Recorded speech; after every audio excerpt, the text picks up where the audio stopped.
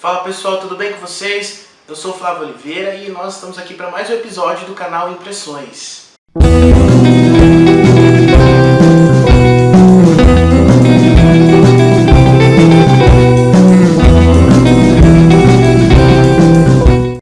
No vídeo de hoje, pessoal, nós vamos fazer uma coisinha diferente, né? Nós estamos falando aí de livros, né? Esse episódio em específico nós vamos falar de um álbum, de um disco, de uma banda muito conhecida, né? Por seus feitos aí nos anos 60 e nos anos 70, está em atividade nos dias de hoje e nós vamos falar um pouquinho sobre esse disco, que é mais conhecido como A Divina Comédia ou Ando Meio Desligado.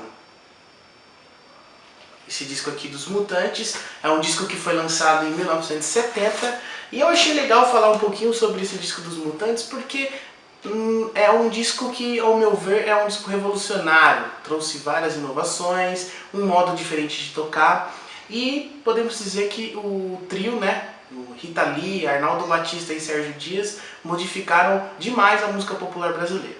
Mas antes da gente falar um pouquinho, né, desse disco em específico que eu estou indicando para vocês, eu acho bacana a gente falar um pouquinho de como surgiu a banda Os Mutantes.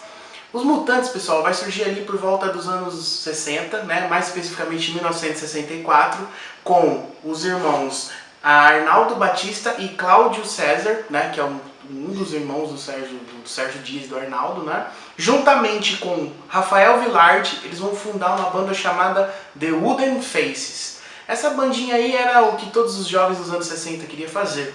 Lembrando que os anos 60 é muito marcado pela Jovem Guarda no Brasil e também pela febre da Beatlemania, né? Beatlemania era o nome que se utilizavam para a febre dos Beatles, a mania e tudo mais.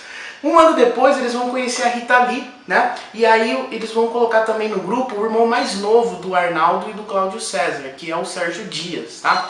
E aí eles vão eles vão formar um grupo que vai ficar conhecido como Six Sided Rockers, depois vai se chamar o Conjunto e depois vai chamar Os Seis. Essa banda Os Seis, eles vão gravar um disco, um compacto, né, em 1966.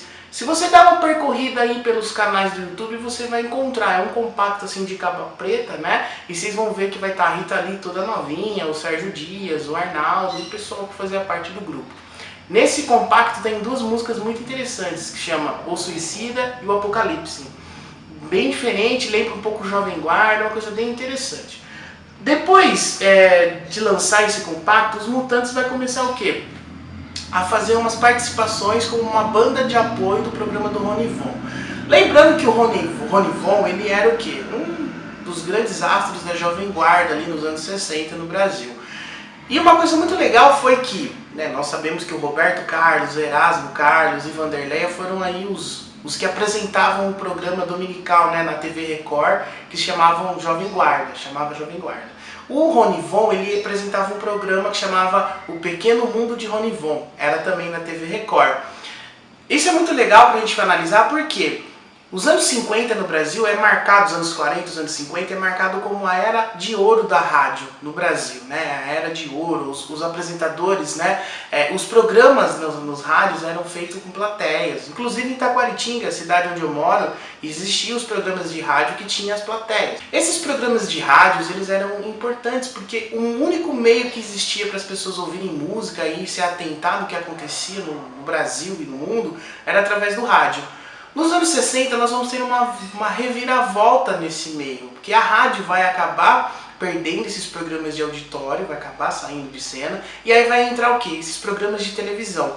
Lembrando que, por um decreto que existia na época, por uma lei que existia, né, a exibição de programas, né, de esportivos, as partidas de futebol deixaram de ser exibidas nos canais de televisão.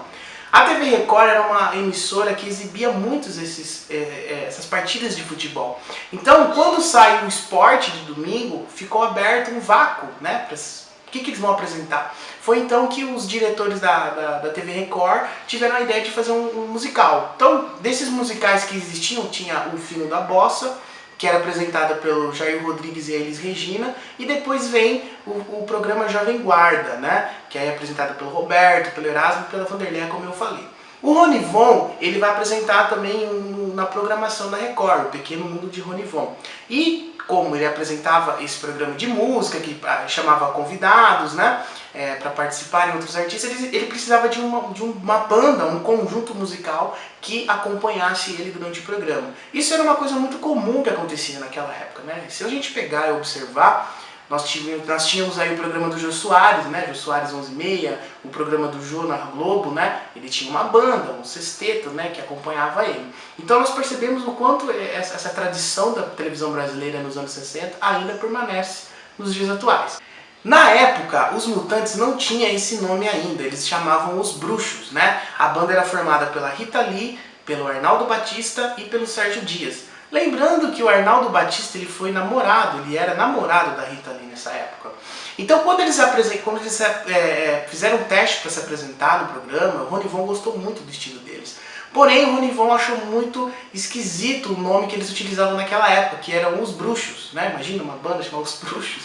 Então foi aí que ele teve a ideia de colocar o nome da banda de Os Mutantes. O nome Os Mutantes veio de um livro de ficção científica que o Ronivon adorava ler na época, que se chama O Império dos Mutantes, que é do autor Stephen Wu. Né? Era um livro de ficção científica e os anos 60 e 70 é muito marcado por isso, né? As pessoas gostavam muito de ler ficção científica. Então a banda começa a se chamar Os Mutantes, começa a participar desse programa do Ronivon e vai despertar a atenção de todos. Aí nós chegamos em 1967, né? Isso aí que aconteceu do programa é 67. Quando nós chegamos aí com os festivais da TV Record, nós vamos ter o quê? Os Mutantes se aproximando da Tropicália. A Tropicália foi um movimento cultural que revolucionou a música popular brasileira, tanto na arte de pintar, na questão do cinema, da música, do jeito de falar, do jeito de escrever. Foi uma mudança, né, com aquele manifesto antropofágico que o Gilberto Gil e o Caetano vão lançar, né, de aderir todas as culturas e misturar. Isso foi um marco da arte brasileira, da música. Então quando os Mutantes se aproximam dos tropicalistas, eles vão participar dos festivais de música popular brasileira, que era muito comum naquela época, diferentemente de hoje, que a gente não vê esses festivais na televisão. A TV Record, inclusive, tem até um documentário muito legal, que é Uma Noite 67, que fala desses documentários. Então, nesse ano específico, os Mutantes vai participar com o Gilberto Gil no Festival de Música Popular Brasileira na TV Record. Eles vão apresentar a música Domingo no Parque, que conta uma história, um drama, parece uma tragédia grega essa história. Eu diria que era uma tragédia grega essa música, por conta da dramaticidade que tem na história, do enredo da canção. Quem tiver a oportunidade de escutar, ouve, porque vale muito a pena.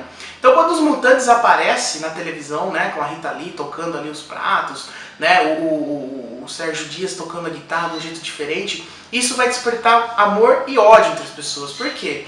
Até esse momento, a música popular brasileira não usava muito a guitarra. O Gilberto Gil era um cara que veio da bossa nova, foi influenciado pelo João Gilberto. Então o uso da guitarra elétrica na música popular brasileira era algo que só era feito com a Jovem Guarda. Porém a Jovem Guarda era vista como uma música alienante, porque nós estávamos vivendo num conflito, né? Ditadura militar, contexto de Guerra Fria, a polarização das ideologias, né? Tanto pró-capitalista como pró-comunista, socialista, que era o que imperava naquele momento. Então havia uma discordância, uma divergência entre o meio artístico dessa época. Tanto é que nós vamos ter aí a passeata contra a guitarra elétrica. Isso é uma coisa muito boba. Que por sinal alguns artistas, né, já desmentiram que isso foi uma jogada de marketing para chamar a atenção do povo e acompanhar os programas, que era o Filho da Bossa, o programa da Jovem Guarda, e esses programas que compuseram a televisão brasileira nos anos 60. Então nós estamos no ano de 1967. Então depois da apresentação dos Mutantes com Gilberto Gil, vai criar esse clima, assim, essa efervescência. O que vai acontecer? Nós vamos ter o lançamento do disco Tropicália, o Panis et Circenses, né? Que aí vai ter várias músicas interessantes, é um álbum coletivo, né? Eu costumo falar que é um álbum coletivo. E que os Mutantes estiveram presentes ali. O que ajudou muito os Mutantes a melhorar a sua técnica e o aprendizado de música foi a aproximação com o Rogério Duprat, que era o maestro e era o responsável pelos arranjos de todo o movimento tropicalista, né? Inclusive até a Rita Lee fala em alguns documentários que o Rogério Duprat, ele odiava a música. Isso vindo de um maestro, de um arranjador, foi uma coisa que espantou ela. E lembrando, pessoal, que os Mutantes eram uma banda de moleques. A Rita Lee com 18, 16, 17 anos. Acho que o mais novo deles ali era o Sérgio Dias, que tinha 16, 17 anos. Então eles não tinham esse conhecimento teórico da música. Eles sabiam tocar, mas não sabiam ler uma partitura. Eram bem crus nesse bem... Resumindo, né? Então o que vai acontecer? Em 1968 os Mutantes vai lançar o seu primeiro disco, tá? Que é aquele famoso disco que tem Panis Circenses, é o disco que tem Minha Menina, que é um disco que tem a participação do Jorge Benjor, que na época chamava Jorge Ben. O Jorge Ben vai ter a canção dele Minha Menina gravada pelos Mutantes, é uma música bem legal, quem tiver a oportunidade de ouvir também eu indico ouvir. Se eu não me engano, o Jorge Ben grava o violão nessa música. Nós temos a canção Senhor F, que tem uma participação da mãe do Sérgio do Arnaldo tocando piano. Ela que era uma pianista que tocava em vários festivais no Brasil, era música erudita, né? Ela que vai fazer uma ponta ali. E tem várias outras músicas legais nesse primeiro disco, de 68. Em 69 nós temos o disco Mutantes, que é o famoso disco que tem a Rita Lee vestida de noiva, né? Que ela diz no seu livro de memórias que é um vestido que ela roubou do estúdio de televisão. E aí nós temos o disco de 1970, que é chamado A Divina Comédia ou Ando Meio Desligado. Esse aqui é o terceiro disco da banda.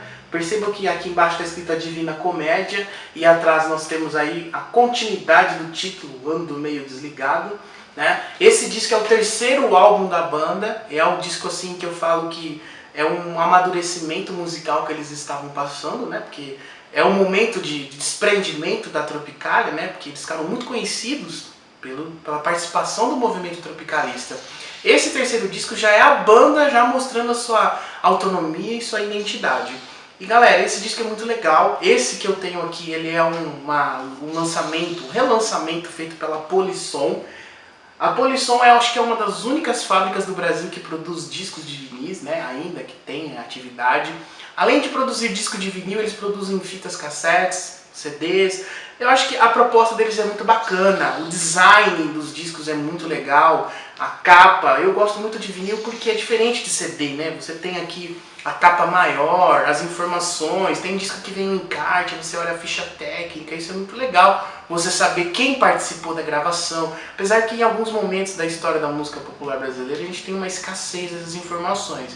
Porém, a estética de um disco de vinil é muito mais legal do que de um CD. Sem contar que o som também é muito melhor. Quem gosta de vinil vai concordar com o que eu estou falando.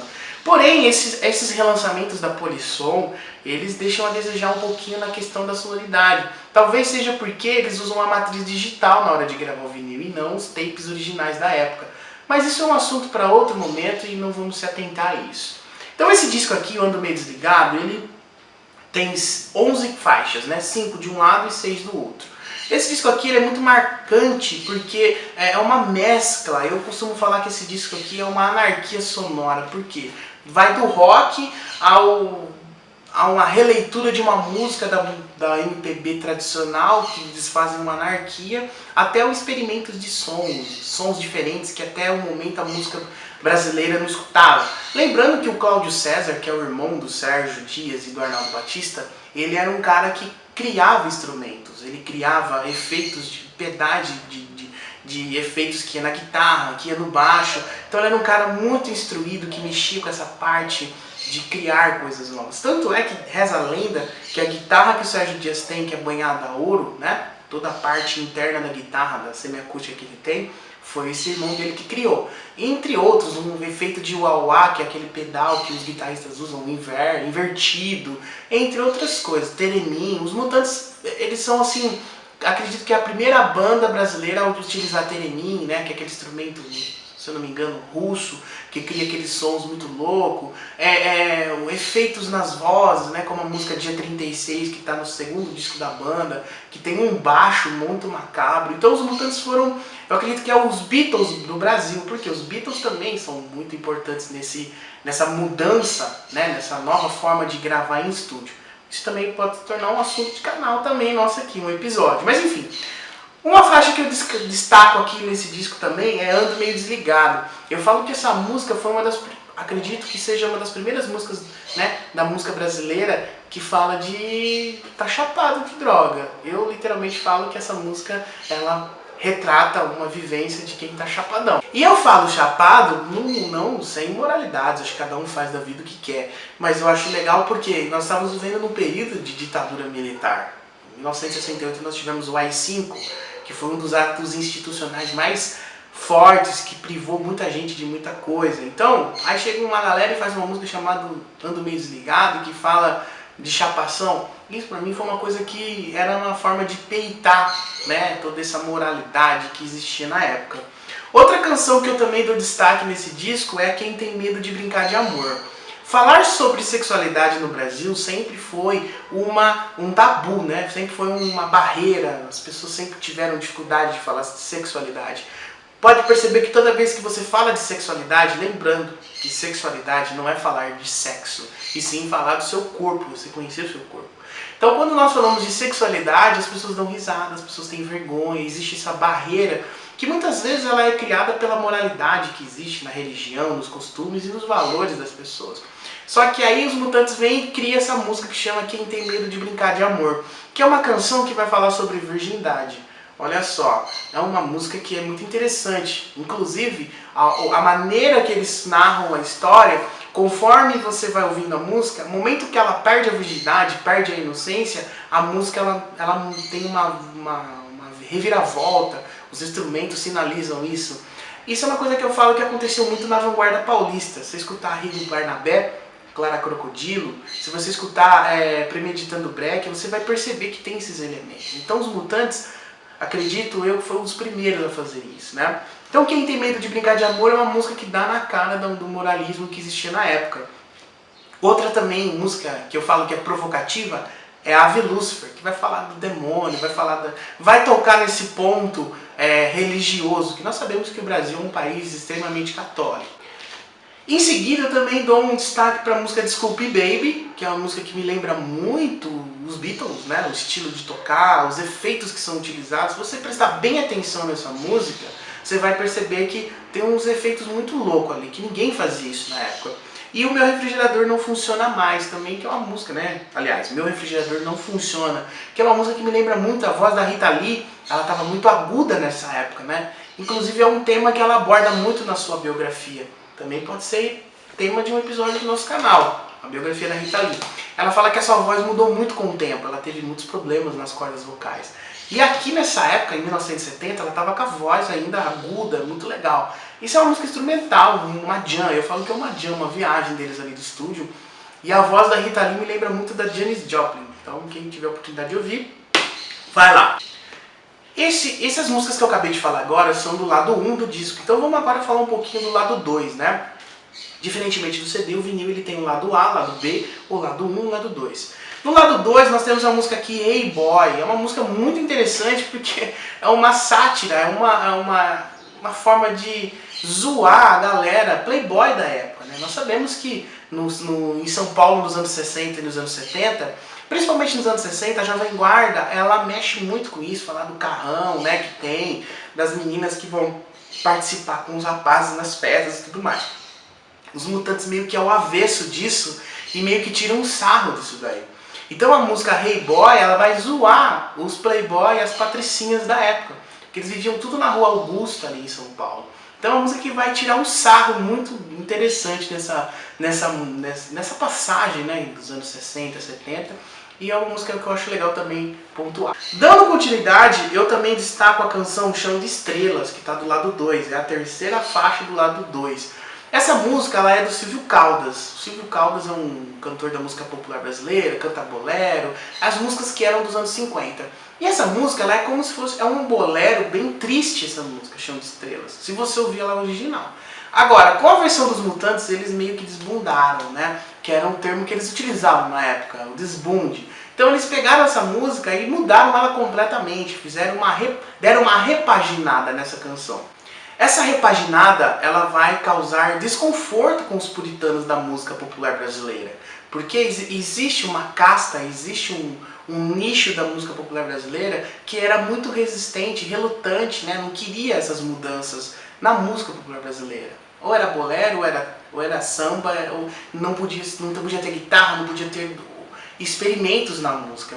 E se vocês ouvirem essa canção, Chão de Estrelas, você vai ver que vai ter barulho de porta rangendo, barulho de gente pisando no chão, barulho de avião, de fanfarra, é uma anarquia sonora. Como eu falei anteriormente, né, esse disco ele é uma anarquia. E eu digo anarquia no sentido pejorativo, porque nós sabemos que anarquia para muitas pessoas é sinônimo de bagunça. Anarquia é muito mais que isso, né? Mas o sentido pejorativo da palavra é uma bagunça, é uma festa praticamente. E a galera não curtiu. E isso eles acabaram fazendo isso porque veio de encontro com essa crítica que eles faziam aos puritanos da música popular brasileira. Então, mais uma vez, os Mutantes se colocaram à frente da questão de provocação. E aí nós temos o Jogo de Calçada, que é uma música meio legal também, parece que me lembra, ela tem uma pegada nostálgica deles ali, porque fala de jogo de criança, parece que tem um ar de infância, né? Quem ouvir a canção vai sacar. Aí nós temos Aleluia e Ó Mulher Infiel. Galera, esse disco é um disco que eu super recomendo vocês ouvirem, é um disco extremamente importante, eu defino ele como um dos mais importantes da música popular brasileira, para mim está no top 10. Outra coisa também que chama atenção nesse disco, além das composições e das histórias por trás dessas canções, é a capa. Essa capa aqui, a gente pode ver que ela parece uma cena teatral, né? Parece uma tragédia. Segundo algumas entrevistas que eu vi, essa cena ela é representada no quintal da casa do Arnaldo Batista. Então eles fizeram uma tumba ali e tal, fizeram toda uma cena teatral. Então isso aqui é muito legal, isso mostra a questão artística, a estética de mostrar deles, né? E a contracapa, isso aqui gerou muita polêmica na época.